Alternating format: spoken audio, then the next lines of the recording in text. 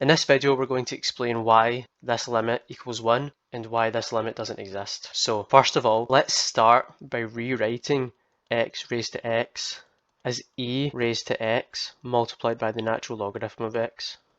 These two are equivalent because we can rewrite this as e raised to the natural logarithm of x raised to x using the power rule, and obviously these two cancel, so you're just left with x raised to x. So it doesn't change the expression. So we're going to have the limit as x approaches 0 from the right of e raised to x multiplied by the natural logarithm of x. Now we want to get this into a form where we can use L'Hopital's rule. Remember that if you have something like this, you can rewrite it like a raised to 1 over x, and these two are equivalent because in order to get rid of the x in the denominator here, we would multiply this by x and this by x.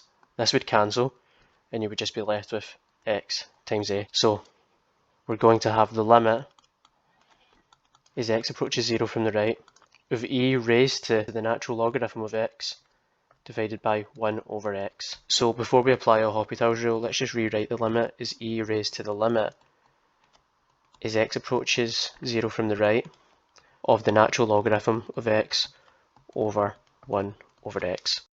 Now we can apply L'Hopital's rule as the conditions for the rule are satisfied. So we have e raised to the limit as x approaches 0 from the right of 1 over x divided by minus 1 over x squared. This simplifies to e raised to the limit as x approaches 0 from the right of minus x. Now this limit is clearly just equal to 0, so we have e raised to 0 and that's equal to 1. So that explains this limit up here.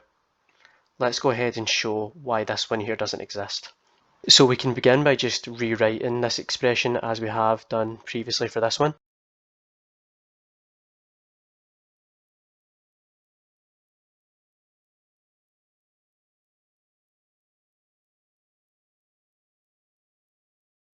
At this point we run into a problem. The conditions that we need in order to apply L'Hopital's rule are not satisfied. The reason is because the natural logarithm of x is not defined for negative x values, and thus its derivative is not defined for them either. So we can't apply L'Hopital's rule, and that means that we can't evaluate this limit, so it does not exist. And that's the answer to this problem. Thank you very much for watching. I hope you enjoyed the video. Make sure to like and subscribe for more content like this. I hope you have a great day.